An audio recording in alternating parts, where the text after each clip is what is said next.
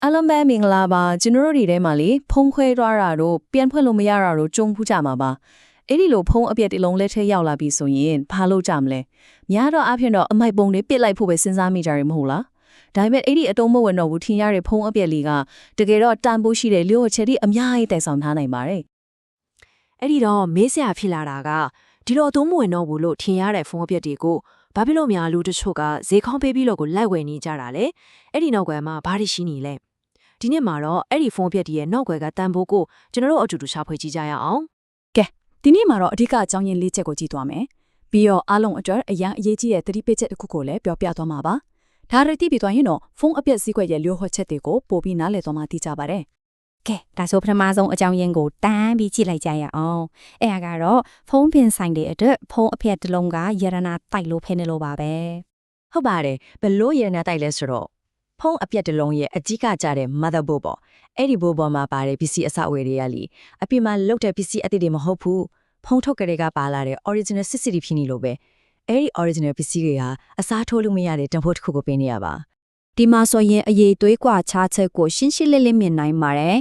်တစ်ဖက်မှာကဖုန်းအပြက်ခဏဖြူယူထားတဲ့ original IC တွေ RAM ROM CPU တို့လိုမျိုးပေါ့နော်နောက်တစ်ဖက်မှာကတော့အပြင်မှာအလွယ်တကူဝယ်လို့ရတဲ့ကျုပ်နိုင်ငံထုတ် copy IC တွေပြောစရာမလိုလောက်အောင်ပဲ original တွေကအရေးသွေးရောစိတ်ချရမှုမှာပါအများကြီးတားပါတယ်ဒါကြောင့်ဖုန်းပြင်တဲ့အခါဒီလို original တရှိလေးတွေပြန်သုံးလိုက်ရင်ဖုန်းမှာပို့ပြီးတော့တရှိခံသွားတာပေါ့ ကဲဒုတိယအချက်ဒါကတော့နည်းနည်းလေးနှီးပညာပိုင်းဆန်သွားသည်ဖုန်းရဲ့အပင်ပိုင်းတန်ဖိုးထက်အထဲမှာရှိတဲ့ data တွေရဲ့တန်ဖိုးကပိုအရေးကြီးလာတဲ့အခြေအနေတွေမှာသုံးတဲ့နည်းလမ်းတစ်ခုပေါ့ အဲ့ဒါကို CPU/ROM swap လို့ခေါ်ကြပါတယ်နားလည်အောင်ရှင်းရှင်းလေးပြောရရင်ဖုန်းတစ်လုံးရဲ့အသက်သွေးကြောသူရဲ့ဦးနှောက်ဖြစ်တဲ့ CPU နဲ့မှတ်ဉာဏ်ဖြစ်တဲ့ ROM မို့လေကားကြီးလို့ပဲဖြစ်ဖြစ်ရေထဲကျလို့ပဲဖြစ်ဖြစ်လုံးဝသုံးမရကြလဲပေါ်အပစ်ကြီးနဲ့ဖြူထုတ်လိုက်တယ်ပြီးတော့အလုံးလုံးနေတဲ့ပေါ်အလက်တစ်ခုပေါ်ကိုပြန်ပြီးတော့အစားထိုးတတ်ဆင်လိုက်တာပါ ဒီလုပ်ငန်းစဉ်ကတော့အစစ်နှုတ်စစ်ပဲရှိတယ်အရန်တော့ကျွမ်းကျင်ဖို့လိုတာပေါ့ပထမတစ်ဆင့်ကတော့ပြည့်နေတဲ့ဘိုးပေါ်ကအရေးကြီးတဲ့ချစ်နှစ်ခုကိုပြီးလေးဖြုတ်ယူရတယ်ပြီးတော့ရင်တော့နောက်ထပ်ဝေထားရဲ့ဖုန်းပြက်ထဲကရလာတဲ့ဘိုးအကောင့်လေးပေါ်မှာအန်ဝင်ခွင်ကြပြန်တက်ဆင်လိုက်ရုံပါပဲအဲ့ဒီလိုလုပ်လိုက်တာနဲ့ဖုန်းကပြန်ပွင့်လာရောအထဲမှာရှိတဲ့အရေးကြီး data တွေဓာတ်ပုံတွေအကုန်လုံးကိုပြန်ပြီးတော့ရယူလို့ရတော့ပါပြီ ကဲတတိယအကြောင်းရင်းကတော့နည်းနည်းတောင်ထူးဆန်းတယ် Frankenphone လို့ခေါ်ကြတယ်ဆိုလိုတာကတော့ဖုန်းအပြက်အများကြီးကနေဖုန်းအသက်တစ်လုံးကိုပြန်ပြီးတော့အသက်သွင်းတာမျိုးပေါ့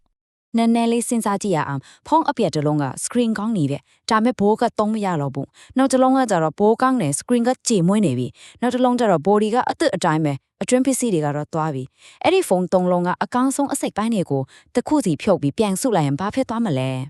ဟုတ်ပါတယ်အဖြေကတော့အသက်နှီးပါပြန်သုံးလို့ရတဲ့ဖုန်းတစ်လုံးဖြစ်သွားတာပေါ့ဒီလိုဖုန်းတွေကို refurbish ဖုန်းတွေအနေနဲ့ဈေးကွက်ထဲမှာပြန်ရောင်းကြတယ်ဒါကလည်းဖုန်းအပြက်တွေကိုဈေးကောင်းပေးပြီးဝယ်နေကြတဲ့အကြောင်းရင်းတွေထက်ကတစ်ခုပါပဲနောက်ဆုံးစီးပွားရေးနဲ့ဆိုင်တဲ့အကြောင်းရင်းကတော့တယောက်စားနှစ်ယောက်စားလောက်တာမျိုးမဟုတ်တော့ဘူးအကြီးစားစက်ယုံတွေလုပ်ငန်းတွေနဲ့ပိုသက်ဆိုင်ပါပဲဒါကတော့ဖုန်းဝဟောက်တွေကအဖိုးတန်တတူတွေကိုပြန်ပြီးထုတ်ယူတာပါပဲဖုန်းတစ်လုံးရဲ့ motherboard ကိုတေချာကြည့်ဘူးလားအဲ့ဘော်ကစက်ကစ်လမ်းကြောင်းလေးတွေချစ်တွေရဲ့ခြေထောက်လေးတွေမှာလက်စစ်စီစစ်မှုအကောင်းဆုံးရှိအောင်ရွှေငွေကျင်းနီလိုမျိုးအဖိုးတန်တတူတွေကိုနည်းနည်းစီအကတိနည်းနည်းစီသုံးထားပါတယ် ဖုန်းကလုံးထဲမှာတော့အဲ့ဒီပမာဏကဘာမှမပြောဘလောက်ဘူးဒါပေမဲ့ဖုန်းအဖြက်တွေကိုတာနဲ့ချီပြီးစုနိုင်ပြီဆိုရင်တော့အဲ့အရာတွေကိုအရေးကြီးပြီးအဖိုးတန်တက်တူတွေပြန်ထုတ်တဲ့လုပ်ငန်းကအကျိုးအမြတ်အလများတဲ့စီးပွားရေးကြီးတစ်ခုဖြစ်သွားတော့ ကဲအခုပြောမယ့်အချက်ကတော့ဒီနေ့တင်ဆက်သမျှထဲမှာတကယ့်ကိုအရေးကြီးဆုံးပဲအားလုံးတေးတေးချာချာလေးအားလုံးစိုက်ပြီးနားထောင်တဲ့အပိုင်းကိုရောက်လာပါပြီအဲ့ဒါကတော့ကိုရေးကိုတာအချက်လက်တွေရဲ့လုံခြုံရေးပါပဲ ဒီစကားကအားလုံးတော့တကယ်ကိုတတိပေးခေါင်းလောင်းတန်ပါပဲကိုဖုန်းကဖွင့်မရတော့ဘူးဆိုပြီးစိတ်ချလက်ချက်ရောင်းလိုက်ပေးမိအထဲမှာကြံခဲ့တဲ့ကိုရေးကိုတာအချက်လက်တွေကလုံးဝလုံခြုံမှုမရှိတော့ဘူးဆိုတာကိုပြနေတာပါ ကနိုနီးတဲ့နဲ့ရယူနိုင်လဲဆိုတော့ကြည့်ပါအစောက data ပြန်ခဲ့ဖို့သုံးခဲ့တဲ့ CPU/ROM swap နည်းပညာအဲ့တော့ကိုပဲသဘောမကောင်းတဲ့သူတွေကအချက်လက်ခိုးဖို့ပြန်သုံးနိုင်တယ်ဒါတင်မလားဆိုတော့မဟုတ်သေးဘူး chip reader လို့အထူးကိရိယာတွေသုံးပြီး memory chip ကိုတိုက်ရိုက်ချိတ်ဆက်လိုက်တာနဲ့ဓာတ်ပုံတွေဗီဒီယိုတွေမှတ်ထားတဲ့ password တွေအထိအလွယ်တကူကိုထုတ်ယူသွားလို့ရပါတယ် ဒါကြောင့်နောက်ဆုံးအနေနဲ့မိကွန်းတစ်ခုနဲ့ပဲအဆုံးသတ်ခြင်းပါတယ်ဖုန်းနှလုံးကိုရောင်းလိုက်တဲ့အခါဖြစ်ဖြစ်ဒါမှမဟုတ်ပစ်လိုက်တဲ့အခါဖြစ်ဖြစ်အထဲမှာကြံခဲ့တဲ့ digital ဘဝတစ်ခုလုံးကရောဒီကလေးပဲလုံခြုံနေရလား